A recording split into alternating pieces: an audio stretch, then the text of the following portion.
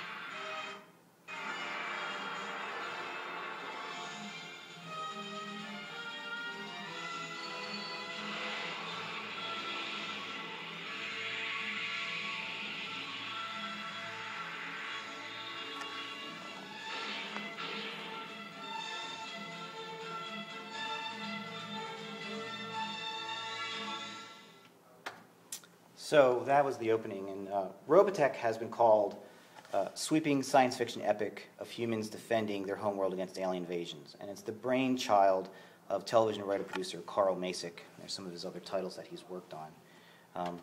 It's also been hailed as the grandfather of anime, since it introduced American television audiences to Japanese animation, referred to often as anime. Macek and the production distribution company Harmony Gold created the Robotech TV series from 3 separate Japanese animated series, and the titles are there that you can see. Robotech has also been touted as promoting acceptance and unity, but while Robotech encourages ethnic, and human-alien couples, it showcases a hatred for hybrids that are a result of these couples. Robotech the story. Basically, Robotech has 85 individual episodes that make up 3 generations of warfare between humans and 3 different alien species. As you can imagine, I'm going to need to paraphrase for time. The first third of the Robotech story, it's in 3 chapters, is called the Macross Saga. And the key points of the story are that in the future year of 1999, an abandoned alien spaceship crash lands on Macross Island in the South Pacific and brings a halt to World War III. Earth governments unite and decode the ship, calling it the SDF-1, and out of this process, robotechnology is developed. Robotechnology is a highly complex robotic system involving war machines that can transform into various shapes. Robotechnology is fueled by a mysterious power source called protoculture. Little is known about protoculture, and since the SDF-1 is a ship that has a protocultural matrix that can create protoculture, the craft is sought after by an alien race known as the Zentradi. The Zentradi are 60-foot bioengineered humanoids and skilled warriors. They are obsessed with obtaining the SDF-1 for its protoculture. The Zentradi segregate their males and females and prohibit interaction between sexes. Contact with humans complicates things, and many Zentradi defect to the Earthling side. Several Zentradi micronize themselves to fit within human society, and after the Earth is scorched in a massive battle, the humans ultimately win the first war. The SDF-1 and the human-built SDF-2 explode in the final battle, and the SDF-3 is promised to be built to seek out the Robotech Masters, the creators of the Zentradi, in an effort to avoid another war. And then for the sake of time, I'm going to skip a synopsis of the second and third chapters, but the storyline pretty much remains the same. There's aliens and there's attacks, and there's mixed couples and hybrids. So I'd like to discuss now the political economy of Robotech. And by political economy, I'm referring to a system of production and distribution embedded in a certain text. Robotech earned syndication in more than 90 domestic television markets in its first year in 1985. 20 years prior to Robotech, dozens of Japanese animation programs, now called anime, came to American television. Astro Boy, Speed Racer, and so on. And they all suffered the same fate, watered-down storylines. During the late 60s, 70s, and early 80s, there was a belief that cartoons were just for kids, and protective parental pressure groups contributed to the simplification of anime. So pre-Robotech, if you wanted to see anime, you either needed to know someone who had dubs from Japan, or you went to a science fiction convention. Again, this is pre-internet, so media sharing was extremely limited. Carl Macek, the producer of Robotech, knew this and appreciated there was a market for anime with a more involved storyline. The fact that Robotech burst into the scene 2 years after Return of the Jedi was significant too. In 1983, Star Wars fans were told that Return of the Jedi was the last Star Wars film. The prequels may or may not happen. So these fans were hungry for a science fiction storyline that had eye-pleasing visuals, complex character development, and budding romantic relationships, and that's what Robotech delivered. Robotech also fed into the fears of nuclear annihilation, Cold War paranoia, and the other. The destructive monsters bent on destroying humanity, civilization, or at the very least our way of life. What made Robotech unique was that it celebrated and despised war at the same time. And today, it still has a considerable fan base, both online and at ongoing conventions. Ideology in Robotech is about loving aliens and hating hybrids. And for our purposes, let's define ideology as a system of beliefs. Ideology is not the way things truly are, but what people perceive to be true. And cultural studies examines texts that contain ideologies of those in power. As far as alien and hybrid definitions, alien is anything or anyone foreign or extraterrestrial, and hybrid can be defined as anything of mixed origin. According to Homi K. Bhabha, and I hope I'm pronouncing his name correctly, in his essay, Signs Taken for Wonders, hybridity is a sign of the productivity of colonial power. It's also problematic since the differences in original cultures, the colonizer and the colonized, can no longer be identified or even recognized. In a recent international study of university students regarding hybrids, took place in Austria, India, and Japan, it was determined that self-identified conservatives did not prefer hybrids over pure ethnicity and saw hybrids as lacking identity, whereas self-identified liberals not only favor hybrids but admitted to overcompensating the low scores the hybrids received from conservatives. But liberals also champion purity and ethnicity. So this struggle with purity and ethnicity carries over into Robotech.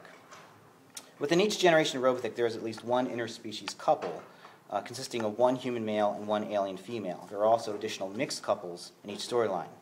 The mixed couples are often idealized, while the hybrids are despised or discarded. Interestingly enough, the show itself is a hybrid of the then male-oriented space adventure and the traditionally female-oriented soap opera. It's also a hybrid of Japanese animation and American television writing, because Macek rewrote 3 Japanese series into one show. Ironically, anime purists hated this fact, while newcomers to anime like myself became lifelong fans. Audience reception. And by audience reception of Robotech, I mean how people read, interpret, and or use this text. Audience read text by interpreting signs and symbols within the text. That's me in 1985. I'm the guy in the white jacket. Robotech played twice a day in my house. I watched in the morning on a local Philly station, and I set my parents' VCR recorder off a New York station so I could watch it as soon as I got home from school. I was one of the first official members of the fan club and got the first newsletter called Protoculture Addicts. Robotech became very popular in niche groups throughout the country, and soon conventions popped up, like the one you see me attending in this photo. Carl Masick, the writer and producer of Robotech, was invited to speak at the first Robotech convention in San Francisco. When he arrived, the crowd treated him like a sci-fi superstar on the tier of Gene Roddenberry and George Lucas. Things changed when he explained how Robotech was a hybrid of 3 separate Japanese shows rewritten into one American series. Anime fans were angered since they thought the show was a true translation of one Japanese series, and Masick's best describes the hatred in his own words. This is a quote from him. Immediately afterwards, someone hand-printed a pamphlet and started calling me the Antichrist because I was some guy that could manipulate all these people. It was really eerie. It was like 2,000 people and no one talking. Everyone was awe-inspired. Then it turned sour. People would track me down and threaten my life. They would put up posters and put up slogans like, "You raped our daughters and killed our mothers. We know where you live. We'll find you and track you down." People would make dartboards with my face on it at conventions. My face would appear with targets on them. I became the object of fans' scorn. However, dedicated Robotech fans kept the series alive by attending conventions and purchasing books, video games, role-playing games, and consumer videos of the series. In 2004, Robotech was even the subject of a skit on Late Night with Conan O'Brien. And in 2006, Robotech The Shadow Chronicles, the official movie sequel to the TV series, won several film festival honors. And in a clever cross-promotion of the film, Robotech characters appeared in a public service announcement for the United Nations that year. In 2007, Tobey Maguire of Spider-Man fame purchased the film rights to Robotech with the promise of a live-action feature. And in 2010, the San Francisco Chronicle wrote that Carl Masick was directly responsible for mainstreaming Japanese animation in America. And last year, IGN.com listed Robotech as number 34 in the top 100 animated series of all times. So for my evaluation in my paper, I took a look at 3 different couples, one from each generation of Robotech. But for the sake of time today, I'm just going to talk about one couple that takes place in Macross, and that's Max and Miria Sterling. Macross establishes diversity and crossbreeding from the start. African-American bridge officer Claudia Grant is already romantically involved with white combat pilot Roy Fokker. White stunt pilot Rick Hunter nearly marries a Chinese girl, teenage girl Min Mei within the first few episodes. And the Zentradi aliens are quickly positioned as warmongers. Again, the Zentradi are 60-foot-tall giants and are segregated by sex, and sexual reproduction seems non-existent in their culture. Their best fighter pilot is Miria, and she learns that one human pilot is said to be better than her. So she attacks the SDF-1 and kills Roy Fokker in the process and meets up with Max Sterling, the best human pilot in the Earth Defense Forces. The aerial dogfight is spectacular and even takes place, in part, inside the SDF-1. Miria retreats, but is furious she can't best Max. So, obsessed with her loss to Max, Miria undergoes a micronization process and shrinks to her human size. She infiltrates the ship and attacks Max with a knife and loses again. When she begs for Max to kill her, Max kisses her and proposes marriage. Logical thing to do. As you can imagine, Miria is not immediately accepted by most humans. It's only after she takes on traditional feminine roles, wearing frilly dresses, taking a backseat to Max in his fighter jet, and so on, that Miria is welcomed among the humans. At Max and Miria's wedding, the captain of the SDF-1 gives a speech that clearly points out that while Miria is a member of the alien Zentradi race that has caused Earthlings injury, destruction, and endless suffering, she needs to be forgiven. The people aboard the SDF-1 are told to look to the Zentradi's good nature, and that they must learn to live with different people and nations. The twist is that while Miria is proven to be a worthy mate for Max and ultimately give birth to the hybrid daughter Dana, it is Miria who terminated the mixed-race relationship of Roy and Claudia. Likewise, American Rick Hunter and Chinese Min Mei never get married, as Rick chooses to marry another white American officer, Lisa Hayes. And while Miria is loved, her daughter Dana is hated and feared. Miria uses Dana as a young child as a human shield against the Zentradi firing squad, and the Zentradi, who have no concept of human reproduction, run away scared of the mutation. In the second chapter of Robotech, Dana Sterling is the main character and causes more harm than good on most missions. She is hated by her fellow officers and is partly responsible for the start of the Third Robotech War.